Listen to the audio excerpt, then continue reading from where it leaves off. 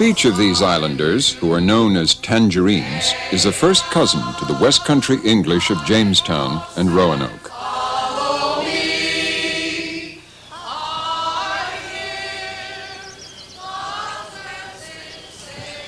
The local speech survives because the community is tight-knit and tradition-minded. It changes slowly because this self-contained island is at least an hour by boat from the mainland. The same families, the Crockett's, the Pruitts, the Parks, and the Shores, have lived and died here for generations. And when the men are out on the water, Tangier Island is like a children's playground. For the age of a little child until 10 or 12 years old, until they start getting really mischievous, Tangier Island is a paradise for children because there's no crime rate whatsoever around here except for maybe a speeding ticket every now and then.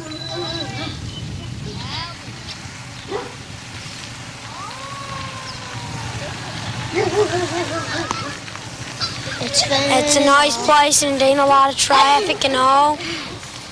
There's just about 4 cars on this island. One of the special peculiarities of Tangier speech is the playful use of opposite meanings and double negatives. They say, you ain't pretty, and they mean you are pretty. You just say that you ain't a going, which you are, but everybody does know, though. No, but they say it most of the time.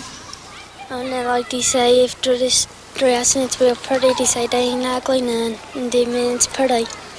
Oh, you just say it, but everybody knows what you mean, because everybody says it around here, and they know what you mean when you do say it. Our voice, our language hasn't changed since people first moved to Tangier Island. We still speak the same accent, or so some people have told us.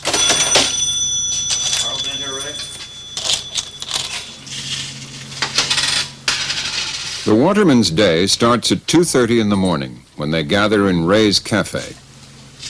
Get up early in the morning, get in about 12, 1 o'clock. It's a long day while you're out there. That's what everybody does around here, so I don't know. You have to work on the water when you get out of school. Listening to the talk along the coast here, some would imagine they were in Devon or Cornwall. They say noise for nice, orn for on, and zinc for sink. That's about right, isn't it? What is you going out? That was Gia. The men work all day on the water, returning when they have their quota of crabs, what they call jimmies and souks.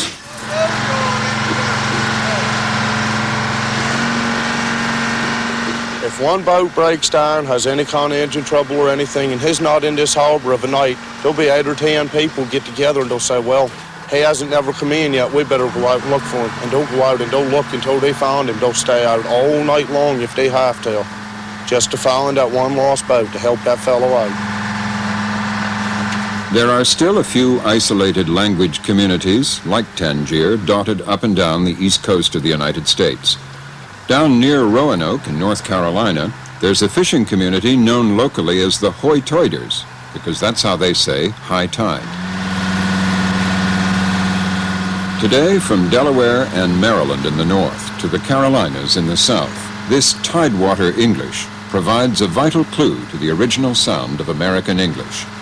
And the use of the stressed R, typical of much American speech today, finds its roots in forgotten communities like these.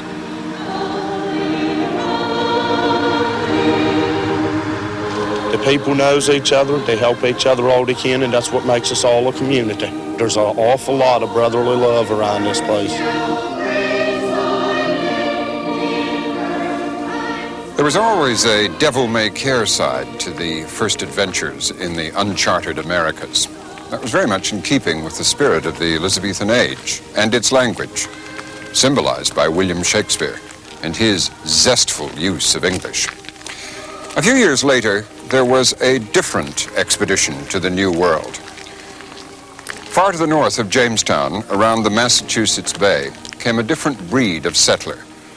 austere, rigorous Puritans whose inflexible ideology would soon begin to temper the fire of the Virginians. Their literary counterpart was the Word of God Himself, the Bible. I'm going higher, yes, higher someday. I'm going higher to stay. Over the clouds and beyond the blue sky. These thin-lipped zealots restricted their speech to the vocabulary of the King James Version, barely 8,000 words. They were, of course, the Pilgrim Fathers, who landed at Plymouth in 1620. I'm going higher someday.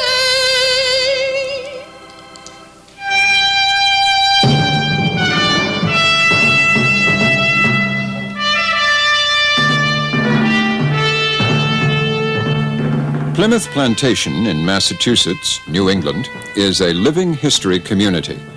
It is dedicated to recreating the sounds and sights of daily life in the 1620s.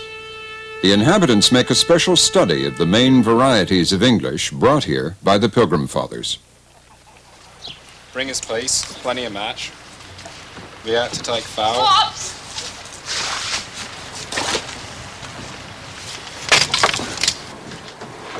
They like to reproduce both the customs and the speech of the Puritans. Well, how goes it then, mistress? Oh, well, 'tis fine enough, but, well, 'tis been so cold. Well, they do worship the very devil, aye. On the plantation, the English language research is directed by Jim Baker. Because of the new program we have here with first-person interpretation, where people take on English characteristics and they act as if they were English, they have to know about England, and most of them have never been there. So what I've done, and some other people, we've gone over and gotten to every town that these people came from. There's over 30 different places. And of those, we go into each town, we find out what it was like to be there in the 17th century. We get the idea of what dialects were spoken, who were the leading landowners, what was the trade in that area, whether it was isolated or not, what the church was like, all the things that these people would have as memories. The Pilgrims who emigrated to Plymouth came from all over England. Many of these first New Englanders originated in the south and east. But as the place names like Cambridge, Bedford, and Boston, Braintree, and Lincoln suggest, the largest group came from the eastern counties. The flat, cold fens of East Anglia, the Puritan stronghold.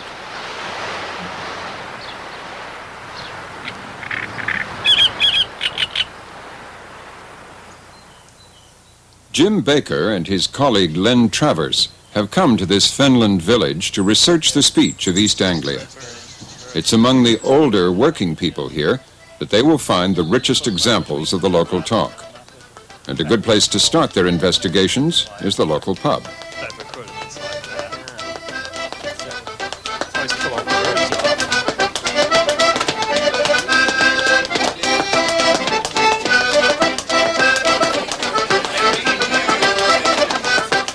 On Saturday evenings, East Anglians gather here for what they call a tune-up.